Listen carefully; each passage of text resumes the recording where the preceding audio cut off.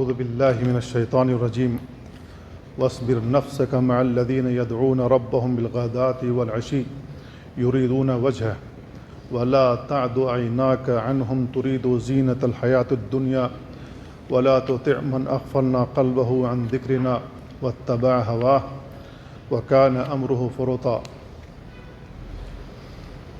برادران اسلام اور عزیز بھائیو،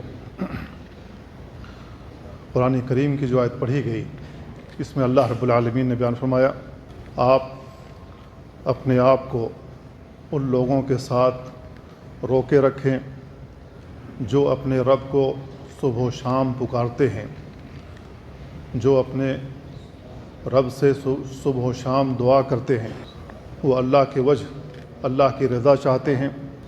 آپ اپنی نگاہیں ان سے نہ ہٹائیں، ان سے دور نہ رکھیں۔ ترید و زینت الحیات الدنیا، آپ دنیا کی زینت چاہتے ہیں۔ ولا تطع من اغفلنا قلبه عن ذکرنا، آپ ان لوگوں کی اطاعت نہ کریں جن لوگوں کے دلوں کو ہم نے اپنے ذکر سے غفلت میں ڈال دیا ہے، آپ ان کی اطاعت نہ کریں۔ واتبع ہوا، اور جو اپنے خواہشات نفسانی کی پیروی کرے۔ وکان امرہ فرطا، اور اس کا کام حد سے گزر چکا ہے۔ اللہ رب العالمین نے اس آیت میں اپنے نبی کو کہا، اپنے نبی کو حکم دیا کہ آپ ان لوگوں کے ساتھ رہیں جو اپنے رب کو صبح و شام پکارتے ہیں، جو اپنے رب سے صبح و شام دعا کرتے ہیں، یعنی اللہ رب العالمین کا ذکر کرتے ہیں۔ اللہ کے نبی صلی اللہ علیہ وسلم کو یہ اللہ تعالیٰ نے حکم دیا ہے، تو ذکر کرنے کی بہت فضیلت ہے۔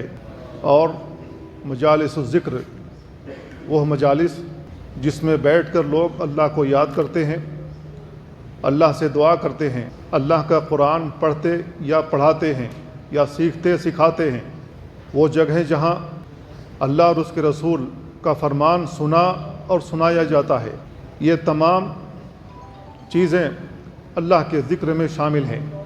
یہ مجالس الذکر کہلاتی ہیں۔ لہذا مجالس الذکر کی رسول اللہ صلی اللہ علیہ وسلم نے فضیلت بیان فرمائی، اور اس کی اہمیت اسلام میں بہت زیادہ واضح ہے۔ اللہ رب العالمین نے حکم دیا، یا ایھا الذین آمنوا اذکروا اللہ ذکرا کثیرا، اے ایمان والو اللہ کا ذکر بہت زیادہ کیا کرو۔ وسبحوہ بکرۃ واصیلا، اور صبح و شام اللہ رب العالمین کی تسبیح بیان کیا کرو۔ کیوں تسبیح بیان کیا کرو؟ کیوں اللہ کا ذکر کیا کرو؟ اس لیے کہ اللہ کا ذکر کرنے سے دل کو اطمینان حاصل ہوتا ہے۔ اللہ رب العالمین نے بیان فرمایا، الذین آمنوا وتطمئن قلوبہم بذکر اللہ، وہ لوگ جو ایمان لائے ان کے دل اللہ کے ذکر سے مطمئن ہوتے ہیں۔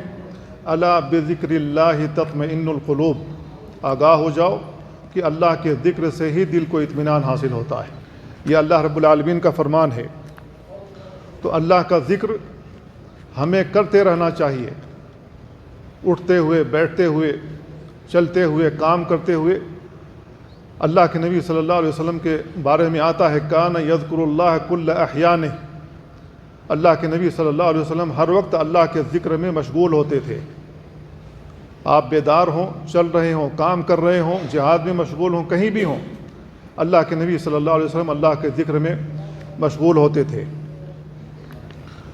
ابو سعید خدری رضی اللہ تعالیٰ عنہ کی روایت آتی ہے، اللہ کے نبی صلی اللہ علیہ وسلم بیان فرمایا، لا يقعد قوم یذکرون اللہ الا حفتہم الملائکہ، جو بھی قوم جہاں کے بھی رہنے والے ہوں، وہ لوگ اللہ کے ذکر کے لیے بیٹھتے ہیں، جہاں بھی بیٹھتے ہوں، چاہے مسجد ہو، گھر ہو، چاہے کوئی اور جگہ ہو، جہاں پر لوگ اللہ کے ذکر کے لیے بیٹھتے ہیں، تو کیا ہوتا ہے؟ اللہ کے نبی صلی اللہ علیہ وسلم بیان فرماتے، الا حفتہم الملائکہ، مگر فرشتے ان کو گھیر لیتے ہیں۔ وغشیتہم الرحمہ، اور رحمت ان کو ڈھانپ لیتی ہے۔ وَنَزَلَتْ عَلَيْهِمُ السَّكِينَةُ، ان کے اوپر سکونت نازل ہوتی ہے۔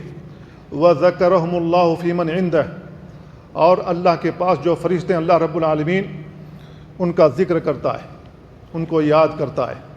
رسول اللہ صلی اللہ علیہ وسلم نے اس حدیث میں واضح الفاظ میں بیان فرمایا کہ جو لوگ اللہ کے ذکر کے لیے چاہے مسجد ہو چاہے کہیں اور جگہوں پر بیٹھ کر اللہ کا ذکر کرتے ہیں تو ایسی صورت میں فرشتے ان پر سائبان کی طرح چھا جاتے ہیں اور اللہ کی رحمت نازل ہونا شروع ہو جاتی ہے۔ اسید بن حضیر رضی اللہ تعالیٰ عنہ کا واقعہ اس سلسلے میں بہت معروف ہے۔ رات میں وہ اپنے گھر میں قرآن مجید کی تلاوت کر رہے تھے تو فرشتے سائبان کی طرح آ کر ان کے گھر پر چھا گئے۔ اسید بن حضیر رضی اللہ تعالیٰ عنہ کہتے ہیں کہ میرے گھر میں سفید روشنی پھیل گئی، قریب ہی میں میرا چھوٹا سا بچہ سو رہا تھا اور قریب ہی میں ایک گھوڑا بندھا ہوا تھا، ان کا گھوڑا بندھا ہوا تھا۔ جب فرشتوں کا نزول ہوا ہے، یہ روشنی سفید چھا گئی گھر کے اندر تو گھوڑا بدکنے لگا۔ اسید بن حضیر رضی اللہ تعالیٰ عنہ کو خوف محسوس ہوا کہ کہیں ایسا نہ ہو کہ گھوڑا میرے بچے کو کچل دے، لہذا انہوں نے قرآن کی قرات بند کر دی تو گھوڑا بھی خاموش ہو گیا، گھوڑا بھی ٹھہر گیا۔ دوبارہ جب قرآن کی تلاوت شروع کی تو دوبارہ گھوڑا بدکنے لگا۔ 3 مرتبہ ایسا ہی ہوا۔ جب صبح ہوئی اللہ کے نبی صلی اللہ علیہ وسلم کے پاس آئے اور پورا واقعہ ذکر کیا۔ اللہ کے نبی صلی اللہ علیہ وسلم بیان فرمایا کہ یہ فرشتے تھے جو تمہاری قرات سننے کے لیے آئے تھے، اگر تم صبح تک قرآن مجید کی تلاوت کرتے رہتے تو یہ فرشتے تمہارے گھر کے اوپر سائبان کی طرح چھائے ہوئے رہتے، وہاں سے ہٹتے نہیں، یہاں تک کہ مدینہ کے بچے بھی ان کو دیکھ لیتے۔ تو فرشتے قرآن سننے کے لیے، اگر قرآن پڑھا جائے، تلاوت کی جائے خوش الحانی کے ساتھ، عمدہ قرات کی جائے تو فرشتے اس کو سننے کے لیے آتے ہیں، اللہ رب العالمین کی جانب سے سکینت نازل ہونا شروع ہو جاتی ہے۔ تو قرآن مجید بھی ذکر ہے، اللہ رب العالمین نے اس کو ذکر کہا، انا نحن نزلنا الذکر وانا له لحافظون، ہم نے ہی قرآن مجید ذکر یعنی قرآن مجید کو نازل کیا اور ہم اس کی حفاظت کرنے والے ہیں۔ تو قرآن مجید ذکر ہے۔ اب جو ہم اللہ رب العالمین کو یاد کرتے ہیں، سبحان اللہ والحمدللہ ولا الہ الا اللہ واللہ اکبر وغیرہ کی تسبیحات پڑھتے ہیں، یہ بھی اللہ کے ذکر ہے۔ تو اللہ کا ذکر ہمیں کرتے رہنا چاہیے کیونکہ اللہ رب العالمین نے اس کا حکم دیا ہے۔ اللہ کے نبی صلی اللہ علیہ وسلم کی حدیث آتی ہے ابو موسیٰ اشعری رضی اللہ تعالیٰ عنہ سے، اللہ کے نبی صلی اللہ علیہ وسلم بیان فرمائے، مثل الذی یذکر ربہ والذی لا یذکر ربہ، اس شخص کی مثال جو اپنے رب کو یاد کرتا ہے، اپنے رب کو کا ذکر کرتا ہے، اور وہ شخص جو اپنے رب کا ذکر نہیں کرتا، مثل الحی والمیت، زندہ اور مردہ کی طرح ہے۔ زندہ انسان کون ہے؟ جو اپنے رب کو یاد کرتا ہے۔ مردہ کن کو کہا گیا؟ جو اپنے رب کو یاد نہیں کرتا، جو اپنے رب کا ذکر نہیں کرتا ہے، کیونکہ اس کا دل مردہ ہو جاتا ہے۔ جب دل مردہ ہو جائے تو شیطان اس پر حاوی ہو جاتا ہے۔ اللہ کے نبی صلی اللہ علیہ وسلم کی ایک اور حدیث آتی ہے، آپ نے بیان فرمایا کہ ایک اعرابی، ایک دیہاتی نبی کریم صلی اللہ علیہ وسلم کے پاس آیا اور آپ سے سوال کیا، ای الناس خیر، کون آدمی سب سے بہتر ہے؟ آپ نے بیان فرمایا، طوبی لمن طال عمرہ، اس شخص کے لیے مبارکباد جس کی عمر لمبی ہو گئی، وحسن عملہ، اور اس کا عمل اچھا ہو گیا۔ کہا کہ اے اللہ کے نبی، ای الاعمال افضل، کون سا عمل سب سے زیادہ افضل ہے؟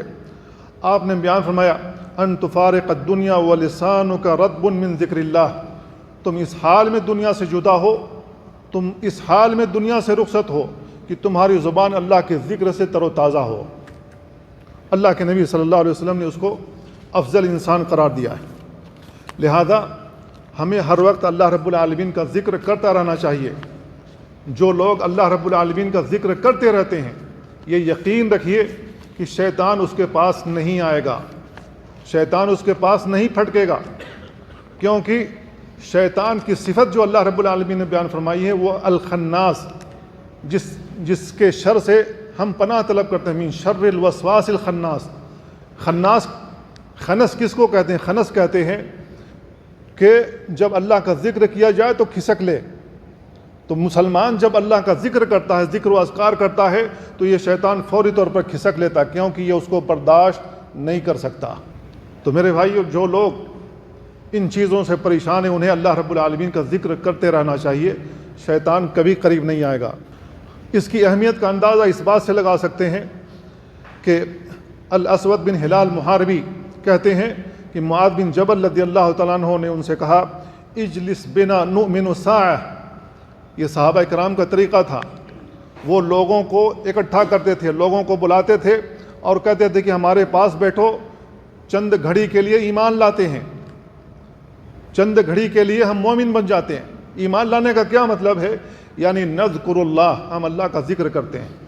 اللہ کے ذکر کرنے کو معاذ بن جبل رضی اللہ عنہ نے کہا کہ یہ ایمان کا حصہ ہے, یہ ایمان ہے.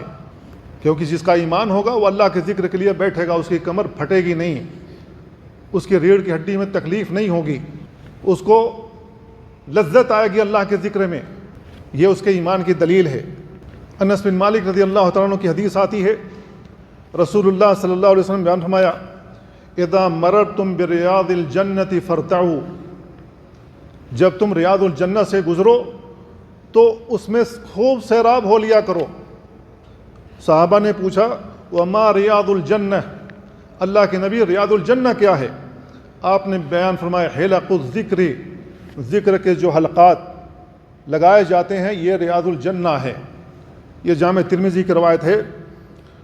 امام ترمذی نے کہا ھذا حدیث حسن غریب من ھذا الوجہ, اس وجہ سے یہ حدیث حسن غریب ہے. علامہ البانی رحمہ اللہ نے شواہد کی بنا پر اس کو حسن قرار دیا ہے. تو معلوم یہ ہوا کہ اللہ کے نبی صلی اللہ علیہ وسلم نے حلقات الذکر کو ریاض الجنہ سے تعبیر کیا ہے. ہم اور آپ جو ریاض الجنہ جانتے ہیں وہ کہاں ہے؟ وہ مدینہ میں ہے. نبی کریم صلی اللہ علیہ وسلم کا ممبر جس پر آپ کھڑے ہو کر خطبہ دیتے تھے اور آپ کے گھر کے درمیان کا جو حصہ ہے وہ ریاض الجنہ ہے. ریاض الجنہ میں 2 رکعت نماز پڑھنے کے لیے ہم موبائل سے وہ جگہ اپنے لیے بک کرتے ہیں. ہمارے لیے ٹائم مقرر ہوتا ہے, تب جا کر کے ہمیں ٹائم ملتا ہے کہ فلاں ٹائم میں آپ ریاض الجنہ میں جا کر 2 رکعت نماز پڑھ سکتے ہیں. کیوں؟ اس لیے کہ وہ جنت کی کیاریوں میں سے ایک کیاری ہے. نبی کریم صلی اللہ علیہ وسلم نے اس حدیث میں جہاں قرآن پڑھا جا رہا ہو, پڑھایا جا رہا ہو, قرآن سیکھا اور سکھایا جا رہا ہو, جہاں اللہ کا ذکر سیکھا اور سکھایا جا رہا ہو. اللہ کا ذکر صرف قرآن ہی نہیں ہے, صرف لا الہ الا اللہ وحدہ لا شریک لہ لہ الملک ولہ الحمد یحیی ویمیت وہو علی کل شیء قدیر ہی پڑھنا نہیں ہے. اللہ کے نبی صلی اللہ علیہ وسلم نے جتنی بھی دعائیں بتلائی ہیں وہ سارا ذکر میں شامل ہے. یہاں تک کہ نماز کے اندر جو تشہد ہم پڑھتے ہیں, عبداللہ بن مسعود رضی اللہ عنہ کی حدیث آتی ہے, آپ نے بیان فرمایا کان رسول اللہ صلی اللہ علیہ وسلم یعلمنا التشہد کما یعلمنا القرآن. اللہ کے نبی صلی اللہ علیہ وسلم ہمیں تشہد ایسے سکھاتے تھے جیسے قرآن سکھا رہے ہوں. قرآن اللہ کے نبی صلی اللہ علیہ وسلم ایک ایک آیت کر کے سکھا رہے تھے, اسی طریقے سے اللہ کے نبی صلی اللہ علیہ وسلم تشہد کو بھی سکھاتے تھے. تشہد کیا ہے؟ التحیات للہ والصلوات والطیبات. پوری اللہ کے نبی صلی اللہ علیہ وسلم ایسے لوگوں کو دعائیں سکھاتے تھے جو اللہ کے نبی صلی اللہ علیہ وسلم کا طریقہ, صحابہ کرام کا طریقہ تھا, وہ ہم دھیرے دھیرے بھولتے جا رہے ہیں, ان چیزوں کو چھوڑتے جا رہے ہیں. نماز کے بہت سارے اذکار ہیں جو آج مسلمانوں کو یاد نہیں ہیں, جن کو پڑھنا چاہیے. تو میرے بھائیوں, حلقات الذکر کو اللہ کے نبی صلی اللہ علیہ وسلم نے ریاض الجنہ سے تعبیر کیا ہے. ایک روایت کے الفاظ اس طریقے سے آتے ہیں وما ریاض الجنہ, ریاض الجنہ اللہ کے نبی صلی اللہ علیہ وسلم کیا ہے؟ آپ نے بیان فرمایا المساجد, وہ مسجدیں ہیں. صحابی کہتے ہیں قلت ومرتع یا رسول اللہ, فرتعو جو اللہ کے نبی صلی اللہ علیہ وسلم نے کہا ہے کہ اس میں خوب سیراب ہو لیا کرو, تو ارتاع سے کیا مراد ہے؟ اللہ کے نبی صلی اللہ علیہ وسلم بیان فرمایا سبحان اللہ والحمد للہ ولا الہ الا اللہ واللہ اکبر. یہ ذکر کے کلمات ہیں. ان ذکر کے کلمات کو اپنی زبان سے ادا کرنا, تو ہمیں یہ ذکر کثرت کے ساتھ پڑھنا چاہیے. طبرانی کی روایت میں آتی ہے, یہی روایت موجود ہے جس کے الفاظ ہیں وما ریاض الجنہ. اللہ کے نبی ریاض الجنہ کیا ہے؟ آپ نے بیان فرمایا مجالس العلم, علم کی جو مجلسیں لگتی ہیں جہاں پر قرآن سیکھا اور سکھایا جاتا ہے, نبی کریم صلی اللہ علیہ وسلم کا فرمان بتایا جاتا ہے, لوگ تعلیم لیتے ہیں, یہ مجالس العلم ہے. تو میرے بھائیو, اس کی اہمیت کا اندازہ آپ نے لگا لیا ہوگا کہ رسول اللہ صلی اللہ علیہ وسلم نے اس کو ریاض الجنہ سے تعبیر کیا ہے. تو اللہ کے نزدیک مجالس الذکر کی بہت زیادہ اہمیت ہے, یہاں تک کہ اللہ رب العالمین فرشتوں پر فخر کرتا کہ دیکھو میرے یہ بندے اپنے اوقات میں سے چند تھوڑا سا وقت نکال کر کے مجھے یاد کر رہے ہیں, میرے نبی کے بتائے ہوئے دعاؤں کو یاد کر رہے ہیں, پڑھ رہے ہیں. ابو سعید خدری رضی اللہ تعالیٰ عنہ کی حدیث میں اللہ کے نبی صلی اللہ علیہ وسلم کا بیان ملتا ہے کہ وہ بیان کرتے ہیں, اللہ کے نبی صلی اللہ علیہ وسلم صحابہ کرام کے پاس سے نکلے. صحابہ کرام چند لوگ بیٹھے ہوئے تھے حلقہ لگا کر کے, تو اللہ کے نبی صلی اللہ علیہ وسلم نے ان سے پوچھا ما اجلسکم, وہ کون سی چیز ہے جس کی وجہ سے تم یہاں مل بیٹھے ہو, چند لوگ مل کر کے یہاں بیٹھے ہوئے, کس چیز نے تمہیں بٹھا رکھا ہے؟ قالوا جلسنا نذکر اللہ ونحمدہ علی ما ہدانا للاسلام. تو ان صحابہ نے کہا کہ ہم اس لیے بیٹھے ہیں کہ ہم اللہ کا ذکر کریں, ہم اللہ رب العالمین کے حمد بیان کریں کہ اس نے, اللہ رب العالمین نے ہمیں اسلام کی توفیق دی, ہم مسلمان ہو گئے, اللہ نے ہمیں مسلمان بنا دیا, ہم اللہ کی حمد بیان کر رہے ہیں. وَمَنَّ بِهِ عَلَيْنَا, اور اللہ کا احسان ہمارے اوپر ہو گیا. اللہ کے نبی صلی اللہ علیہ وسلم بیان فرماتے ہیں اللّٰہ مَا أَجْلَسَكُمْ إِلَّا ذَاكَ, اللہ کی قسم کھا کر کے کہو گے کیا تم لوگ اسی وجہ سے بیٹھے ہو یہاں پر؟ ان لوگوں نے کہا اللہ کی قسم کھا کر کہتے ہیں کہ ہم اسی وجہ سے یہاں بیٹھے ہیں. اللہ کے نبی صلی اللہ علیہ وسلم بیان فرماتے ہیں کہ میں نے تم سے قسم جو لی ہے اس وجہ سے نہیں لی ہے کہ تم پر تہمت لگانا مقصود تھا کہ تم کسی اور نیت سے بیٹھے ہو لیکن کہہ کچھ اور رہے ہو, اس لیے میں نے قسم نہیں لی ہے. لَكِنَّهُ أَتَانِي جبریل, لیکن میرے پاس جبریل علیہ السلام آئے اور مجھے خبر دی ان اللہ عز وجل یباہی بکم الملائکہ, اللہ رب العالمین فرشتوں پر فخر کر رہا ہے کہ یہ میرے بندے مجھے یاد کرنے کے لیے یہاں بیٹھے ہوئے ہیں. تو اللہ رب العالمین فرشتوں پر فخر کرتا ہے کہ یہ میرے بندے مجھے یاد کرتے ہیں, میرا ذکر کرتے ہیں. یہی وہ فرشتے ہیں نا جنہوں نے اللہ رب العالمین سے کہا تھا کہ اللہ تعالیٰ تو ایک ایسی مخلوق کیا پیدا کرے گا جو زمین میں فساد مچائے گی, تو اللہ رب العالمین نے کہا میں جو جانتا ہوں وہ تم نہیں جانتے ہو. یہی فرشتے تھے. اسی وجہ سے اللہ رب العالمین فرشتوں کو گواہ بنا کر ان پر فخر کر کے کہتا کہ یہ دیکھو میرے بندے جن کو میں نے پیدا کیا, یہ دیکھو میرے ذکر میں مشغول ہیں. تو میرے بھائیو, مجالس الذکر جو ہوتی ہیں یہ دنیا اور آخرت میں کامیابی کی ضمانت ہے. ہم دنیا میں بھی کامیاب ہوں گے, آخرت میں بھی کامیاب ہوں گے. نفس کے اندر پاکیزگی آئے گی, نفس پاک ہوگا اور ہم فوز و فلاح سے کامران ہوں گے اور ہمیں کامیابی ملے گی. ابو ہریرہ رضی اللہ تعالیٰ عنہ سے حدیث مروی ہے, اللہ کے نبی صلی اللہ علیہ وسلم بیان فرماتے ہیں ان للہ ملائکۃ یطوفون فی الطرق یلتمسون اہل الذکر, اللہ رب العالمین کے کچھ فرشتے ہیں جو راستوں میں گھومتے رہتے ہیں, وہ ان لوگوں کو تلاش کرتے ہیں جو اللہ کے ذکر میں مشغول ہوتے ہیں. یہ فرشتے ان لوگوں کو تلاش کرتے ہیں کہاں لوگ بیٹھے ہوئے اللہ کا ذکر کر رہے ہیں. فَإِذَا وَجَدُوا قَوْمًا يَذْكُرُونَ اللَّهَ تَنَادَوْا هَلُمُّوا إِلَىٰ حَاجَتِكُمْ, جب وہ چند لوگوں کو پاتے ہیں کہ وہ اللہ کے ذکر میں مشغول ہیں تو وہ فرشتوں کو آواز دیتے ہیں کہ یہاں آ جاؤ, تمہاری ضرورت پوری ہو گئی, یہاں آ جاؤ. اللہ کے نبی صلی اللہ علیہ وسلم بیان فرماتے ہیں فَيُحْفُونَهُمْ بِأَجْنِحَةٍ مِنَ السَّمَاءِ الدُّنْيَا, وہ آسمان دنیا تک, زمین سے آسمان تک کا جو اسپیس ہے آپ اندازہ لگا سکتے ہیں. اللہ کے نبی صلی اللہ علیہ وسلم بیان فرماتے ہیں کہ یہاں سے لے کر آسمان تک اپنے پروں سے وہ گھیر لیتے ہیں. اتنی زیادہ تعداد میں یہ فرشتے ایک کے اوپر چڑھ جاتے ہیں, موجود ہوتے ہیں. اللہ کے نبی صلی اللہ علیہ وسلم بیان فرماتے ہیں فَيَسْأَلُهُمْ رَبُّهُمْ, اب یہ فرشتے آسمان تک لگے ہوئے ہیں تو اللہ رب العالمین ان سے پوچھتا ہے وَهُوَ أَعْلَمُ مِنْهُمْ, اللہ رب العالمین ان فرشتوں سے زیادہ جان رہا ہوتا ہے. بندوں کے احوال کے بارے میں اللہ رب العالمین زیادہ جان رہا ہوتا ہے, لیکن پھر بھی اللہ تعالیٰ ان فرشتوں سے پوچھتا ہے ما یقول عبادی, میرے بندے وہاں بیٹھ کر کیا کر رہے ہیں؟ قالوا یقولون, تو فرشتے کہتے ہیں کہ وہ بندے تیری تسبیح بیان کر رہے ہیں, ویکبرونک, تکبیر پڑھ رہے ہیں, ویحمدونک, تیری حمد بیان کر رہے ہیں, ویمجدونک, تیری تمجید کر رہے ہیں. اللہ رب العالمین ان فرشتوں سے کہتا ہے حل رعونی, کیا ان میرے بندوں نے مجھے دیکھا ہے؟ قال فیقولون لا واللہ ما رعوک, تو وہ فرشتے اللہ رب العالمین سے کہتے ہیں اللہ کی قسم کھا کر کہتے ہیں کہ اللہ تعالیٰ آپ کو ان لوگوں نے نہیں دیکھا ہے. بیان کرتے ہیں اللہ رب العالمین کہتا ہے وَكَيْفَ لَوْ رَأَوْنِي, ان کا حال کیا ہوگا جب وہ مجھے دیکھ لیں گے. ان بندوں نے مجھے نہیں دیکھا ہے اور اتنی دلجمی کے ساتھ اللہ کے ذکر میں بیٹھے ہیں, جب وہ مجھے دیکھ لیں گے تو ان کا کیا حال ہوگا؟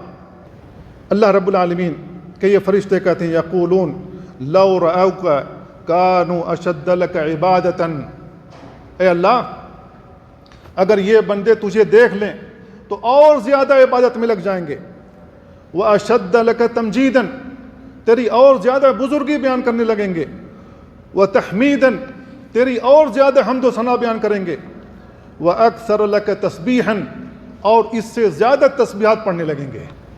قال یقول فما یسألونی، اللہ رب العالمین پھر کہتا ہے کہ وہ میرے بندے مجھ سے کیا مانگ رہے ہیں، کیا سوال کر رہے ہیں؟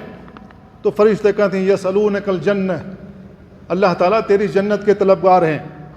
قال یقول هل رأوها، اللہ رب العالمین ان فرشتوں سے کہتے ہیں، اللہ رب العالمین ان فرشتوں سے کہہ رہا ہے کیا ان میرے بندوں نے جنت دیکھا ہے؟ قال یقولون اللہ واللہ یا رب ما رأوها، تو فرشتے کہتے ہیں کہ اللہ تیری قسم کھا کر کہتے ہیں کہ تیرے بندوں نے تیری جنت کو نہیں دیکھا ہے۔ اللہ رب العالمین کہتا ہے فکیف لو انہم رأوها، ان کا اس وقت کیا حال ہوگا جب وہ میری جنت دیکھ لیں گے، جب یہ میرے بندے میری جنت دیکھ لیں گے اپنی آنکھوں سے تو ان کا کیا حال ہوگا؟ وہ فرشتے کہتے ہیں لو انہم رأوها کانوا اشد علیہا حرصا، اگر یہ بندے تیری جنت کو دیکھ لیں اللہ تعالیٰ تو اس کے طلب ان کے اندر اور بڑھ جائے گی، بہت زیادہ حریص ہو جائیں گے وہاں جانے کے لیے، واشد لہا طلبا، اور شدت کے ساتھ اسے طلب کریں گے، واعظم فیہا رغبتا، اور بہت زیادہ اس کے لیے رغبت کریں گے۔ اللہ رب العالمین پھر آگے کہتا ہے فَمِمَّ يَتَعَوَّذُونَ، میرے یہ بندے کس چیز سے پناہ طلب کر رہے ہیں؟ قال یقولون من النار، تو وہ فرشتے کہتے ہیں کہ اللہ تعالیٰ تیری جہنم سے پناہ مانگ رہے ہیں، تیری جہنم سے پناہ مانگ رہے ہیں۔ قال یقول وهل رأوها، اللہ رب العالمین ان فرشتوں سے کہتا ہے کیا میرے ان بندوں نے جب میری جہنم دیکھ رکھی ہے؟ قال یقولون اللہ واللہ یا رب ما رأوها، تو وہ کہتے ہیں کہ اللہ تعالیٰ تیری قسم کھا کر کہتے ہیں کہ تیری جہنم کو ان بندوں نے نہیں دیکھا ہے۔ تو اللہ رب العالمین کہہ رہا ہے فَكَيْفَ لَوْ رَأَوْهَا، اس وقت ان کا کیا حال ہوگا جب وہ میری جہنم دیکھ لیں گے؟ تو فرشتے کہتے ہیں لَوْ رَأَوْهَا كَانُوا أَشَدَّ مِنْهَا فِرَارًا، اللہ تعالیٰ اگر یہ تیرے بندے تیری جہنم کو دیکھ لیں تو جتنا ہو سکے گا اس سے بھاگنے کی کوشش کریں گے، وَأَشَدَّ لَهَا مَخَافَةً، بہت زیادہ اسے ڈر جائیں گے۔ تو اللہ رب العالمین ان کو گواہ بنا کر کہتا ہے فَأُشْهِدُكُمْ أَنِّي قَدْ غَفَرْتُ لَهُمْ، میں تمہیں گواہ بنا کر کہتا ہوں کہ میں نے ان سب کو معاف کیا۔ یہ صحیح بخاری کی روایت ہے۔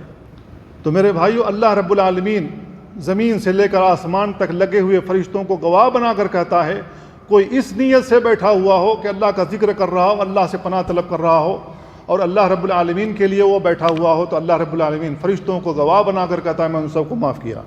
روایت کے آخر میں ہے کہ ایک فرشتہ ان میں سے کہتا ہے یقول ملک من الملائکہ، ان فرشتوں میں سے ایک فرشتہ کہتا ہے فیہم فلان لیس منہم، ان میں ایک آدمی ایسا آ گیا ہے جو ان میں سے نہیں ہے، کسی ضرورت کے تحت آ گیا ہے، وہ بیٹھ کر کے ذکر اذکار میں مشغول نہیں تھا لیکن کوئی ضرورت آن پڑی وہ مسجد میں آ گیا ہے۔ تو اللہ رب العالمین کہتا ہے انما، وہ فرشتے کہتے ہیں انما جاء لحاجۃ، وہ کسی ضرورت کے تحت آیا ہے۔